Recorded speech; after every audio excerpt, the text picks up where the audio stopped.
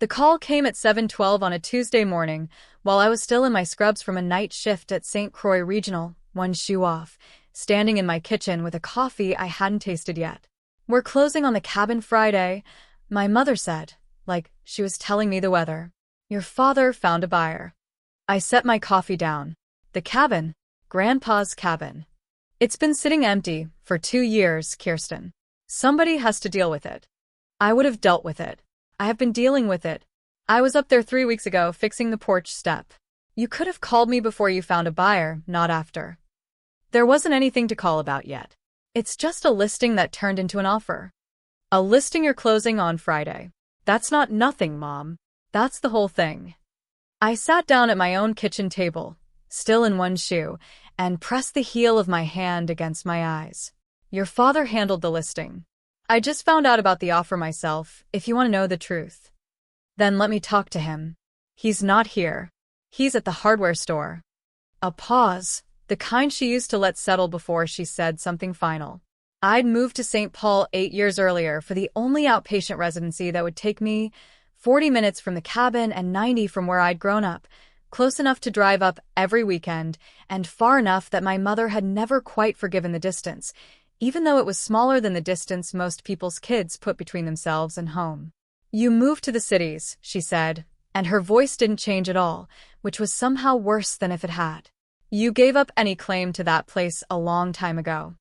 I didn't argue. I let it sit there, the phone warm against my ear, my mother's voice already moving onto Friday's weather forecast like she hadn't just said something that would take me years to stop hearing. Somewhere in the trunk of my car, tucked in the spare tire well, sat a small sealed envelope my grandfather had given me the last time I saw him, the one he'd told me not to open unless it mattered. I hadn't thought about it in months. I didn't think about it now, either. I said something about needing to get some sleep after my shift. She said she'd talk to me later.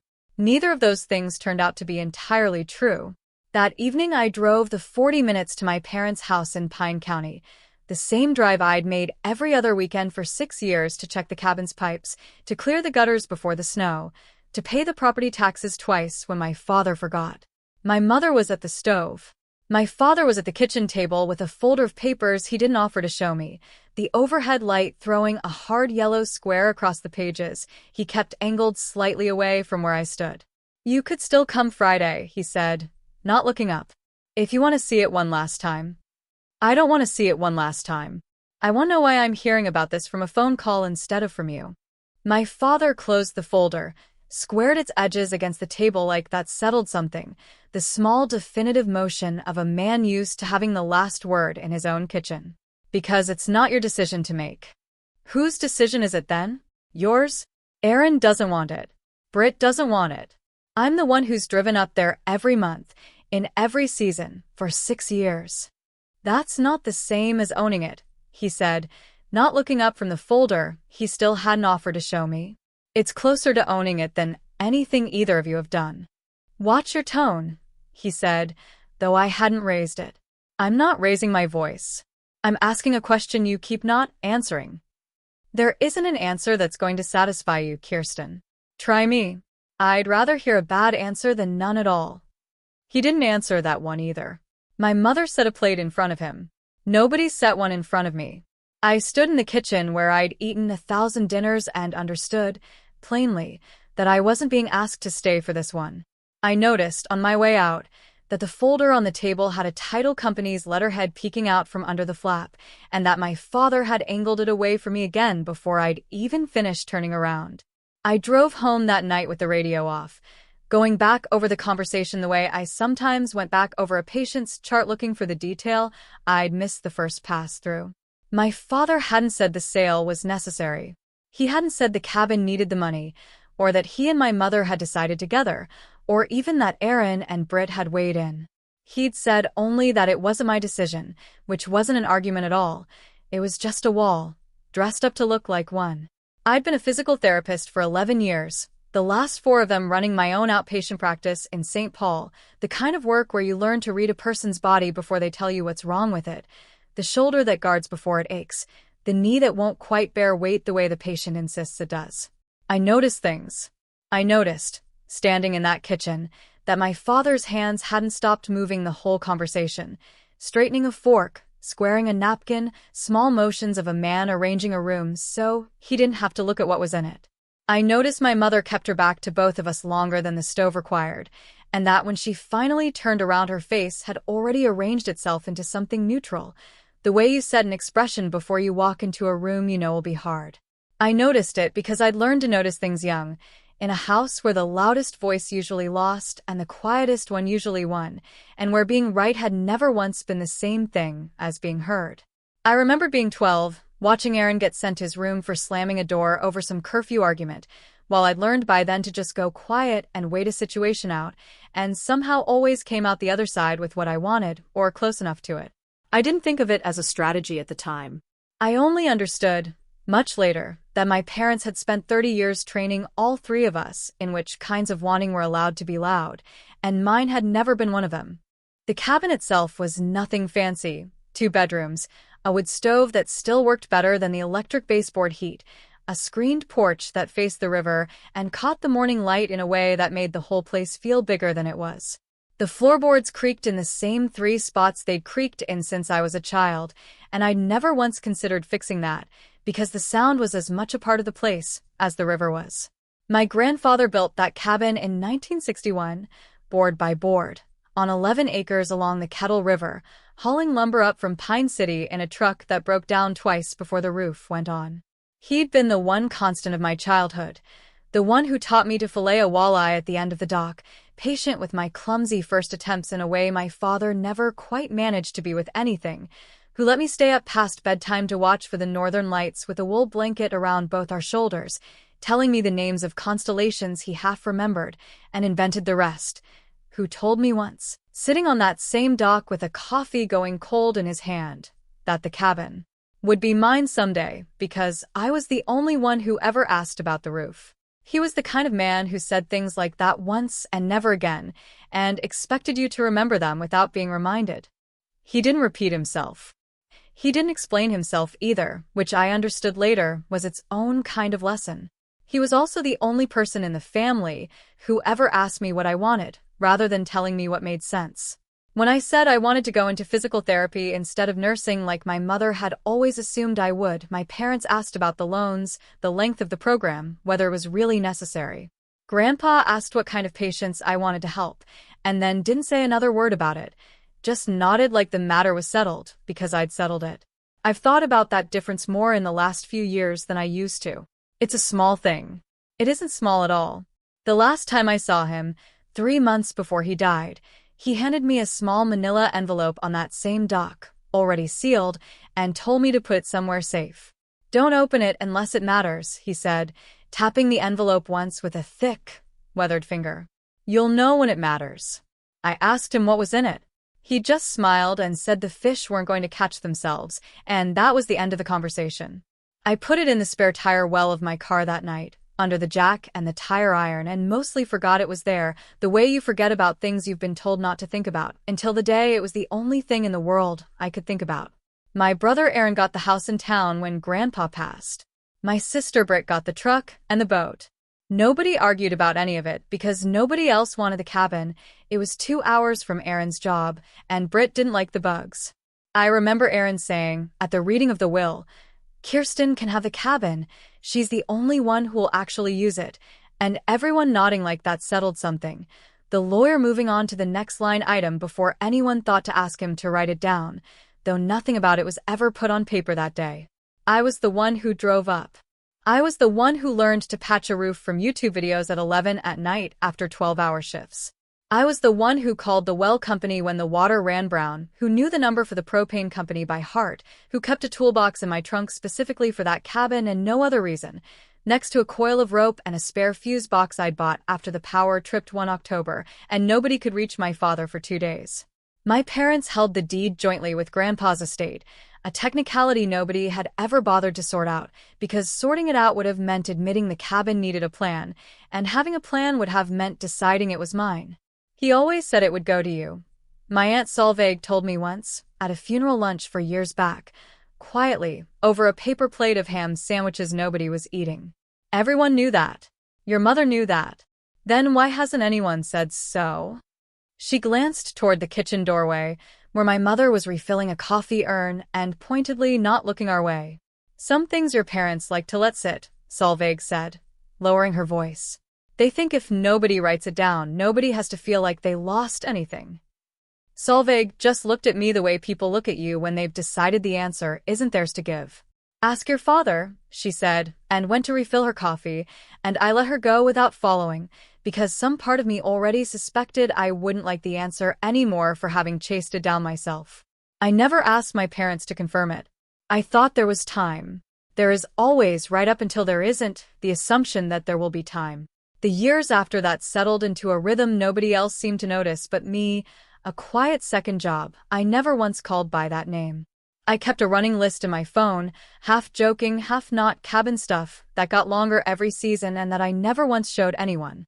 In March, I drove up after an overnight blizzard and shoveled a path from the road to the porch by hand because the plow truck hadn't made it down the private drive in 9 days. My back ached for 3 days afterward, and I didn't tell anyone that either. I called my father from the porch, breath fogging in the cold, the shovel still in my other hand, my fingers numb through 2 pairs of gloves.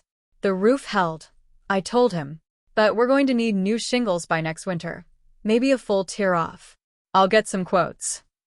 Good thing you're on it, he said, and hung up to watch the Twins game, and I stood on the porch a moment longer listening to the dial tone before I put the phone away.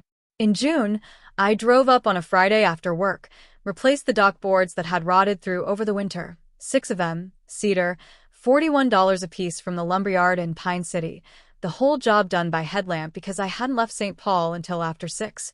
Mosquitoes thick enough off the river that I worked with a bandana tied over my nose and mouth like some kind of amateur bandit, and paid the property tax bill out of my own account because the county notice had gone to my parents' address and sat unopened on their counter for 6 weeks.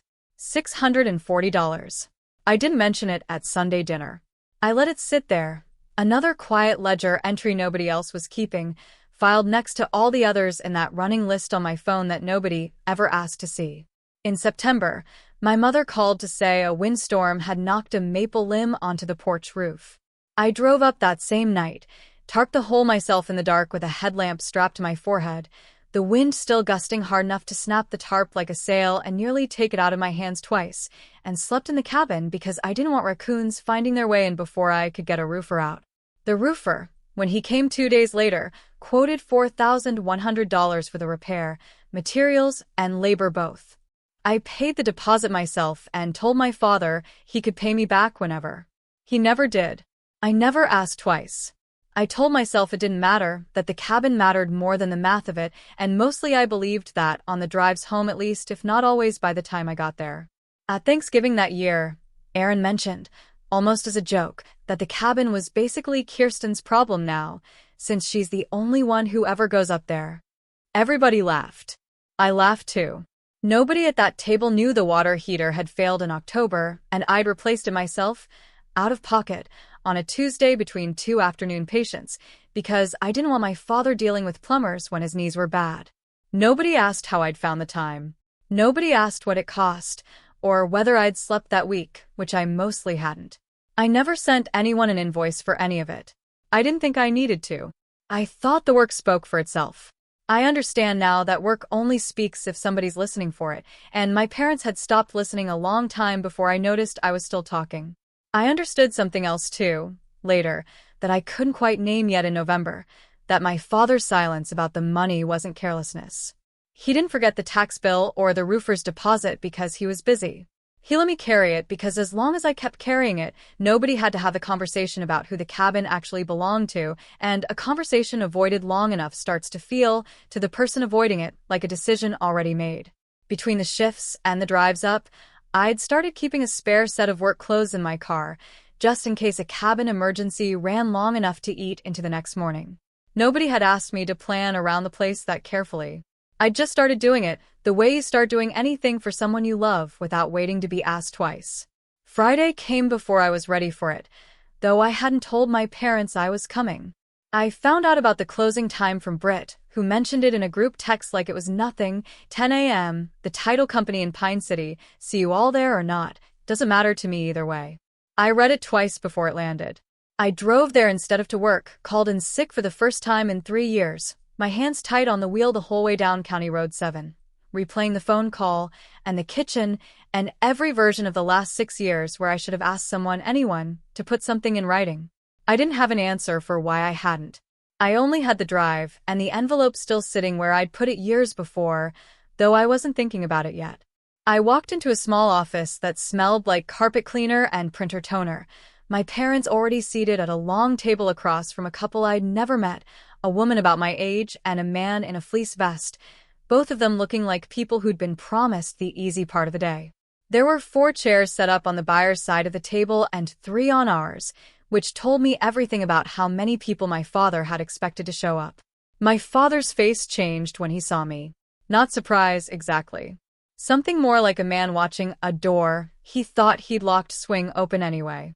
Kirsten. My mother's voice had gone thin. This doesn't concern you. I fixed the roof on that cabin twice, I said. I paid the taxes. I replaced the water heater myself, on a weeknight, between patients. I think it concerns me a little. You gave up any claim to it, my father said, the day you moved away. I moved 40 minutes away. I have been up there more than either of you in the last 6 years combined, and you both know it. That's not the point. Then what is the point? Tell me, because I'd genuinely like to know, and I think everyone at this table would too. He didn't answer that. The woman across the table, the buyer, the one in the fleece vest's wife, looked between the 3 of us and then down at her hands, clearly wishing she were anywhere else. Maybe we should give the family a minute, she said quietly to her husband. No need, my father said, too quickly. This is settled. We can proceed. Is it settled? I said. Because it doesn't feel settled to me, and I'm the one you're telling doesn't have a say in it. Kirsten. My mother's voice had an edge in it now, thin ice cracking. Not here. Then when? You said not on the phone. He said not in the kitchen. Now you're saying not here. I'm running out of places you're willing to have this conversation. I didn't raise my voice. I didn't correct him out loud again, though every fact in my chest was screaming to. I sat down in the empty chair at the end of the table, the one nobody had planned for, and folded my hands and let the silence do what I couldn't. The notary, a woman in her 50s with reading glasses pushed up into gray hair, had been quietly turning pages through all of it, checking boxes, initialing margins, unbothered by any of what had just happened at the table. She reached page 6 and stopped. I'm sorry, she said, looking up over the glasses. I need everyone to stop for a moment. The buyer's attorney, a young man in a blue tie who'd been checking his phone under the table, looked up sharply. My mother's hand went still on the table. My father's jaw tightened, the same small motion I'd watched him make in the kitchen the week before, arranging himself around something he didn't want to look at. She set her pen down flat on the table, the small, deliberate motion of someone who has learned that some sentences need a little silence around them to land properly. There's a name on this deed, the notary said slowly, that isn't accounted for anywhere in this paperwork. The room went silent. I stood up. I walked to my car. I opened the trunk. I lifted out the manila envelope I'd kept in the spare tire well since that afternoon on the dock, sealed, my grandfather's handwriting across the front in blue ballpoint, for Kirsten, when they finally ask. I carried it back inside. I set it on the table in front of the notary. I sat back down and folded my hands. My grandfather gave me this before he passed, I said. He told me not to open it unless it mattered. I never did. I thought, sitting there, of all the years I'd spent reading bodies for a living, watching for the flinch a patient wouldn't name out loud. My father's hands had gone still for the first time all week. That told me more than anything he could have said. The notary turned it over once, checking the seal was intact, then looked at me over the glasses again. Do you want to open it or should I? You should, I said. I think you're the only one in this room everyone will believe.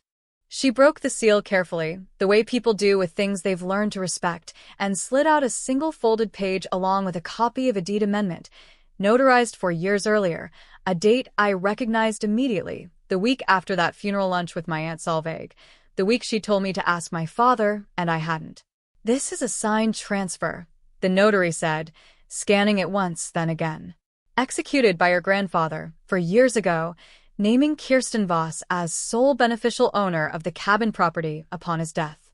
It was filed with the county, but never recorded against the current deed. She looked up at my parents, which means this sale, as written, isn't valid without her signature. The purchase price on file is $187,400. None of it can move without Kirsten. The buyer's attorney set down his pen. I need a minute with my clients, he said quietly, and the young couple across the table exchanged a look I recognized, not anger, just the tired disappointment of people who'd been promised something clean.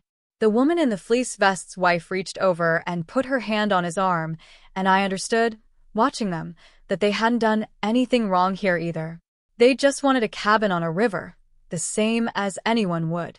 My father's face had gone the color of the carpet. That's not, he started and stopped. He told you, I said. Didn't he? That's why you never wanted to sort out the deed. Because sorting it out meant admitting he'd already decided. And you needed the money from this sale more than you wanted to say out loud, so it was easier to let me keep paying for the roof and the water heater and the taxes than to have that conversation with anyone, including yourselves. My mother's hands were flat on the table, like she was steadying herself against it. We didn't think it was real, she said. He never told us he'd actually filed anything. We just knew he'd said it once, years ago, and we didn't want to ask, because asking meant hearing it for certain. You gave up any claim to that place, I said, quiet, the day you moved away. I let it sit there a moment before I said the rest. That's what you told me on the phone 4 days ago. I want you to hear it back. My father wouldn't look at me. My mother's mouth opened and nothing came out. It's not your decision to make, I said next. The same words he'd said in his kitchen a week ago, handed back across the table now with nothing but the truth attached to them. I stood up. I didn't wait for either of them to answer. This doesn't concern you, I said last to my mother, the sentence she'd used to close a door on me now standing open the other way. Then I picked up the envelope, thanked the notary, and walked out past the young couple, who each gave me a small, uncertain nod like they weren't sure whether I was the person to be angry at or the person to be grateful to, past my father's untouched coffee, past everything that had been arranged around a decision that was never actually theirs to make. I didn't slam the door. I pulled it shut behind me, gently, the way you close a door on a room you don't need to raise your voice in anymore. I went back to work that Monday like nothing had happened, because I didn't know what else to do with myself. My patients didn't need to know that their physical therapist had spent the weekend replaying a real estate closing instead of sleeping. I caught myself, twice, giving the same cue to 2 different patients in the same flat voice, and had to stop and actually look at what I was doing with my hands before I trusted them again. Britt texted that afternoon. What happened? And I told her the short version. The envelope, the notary, the room going silent. She called back within the minute instead of texting. He gave it to you 4 years ago, she said. And nobody told any of us. I don't think Mom and Dad believed it was real until Friday. That's not the same as not telling us. A pause. I'm not mad at you, if that's what you're waiting for.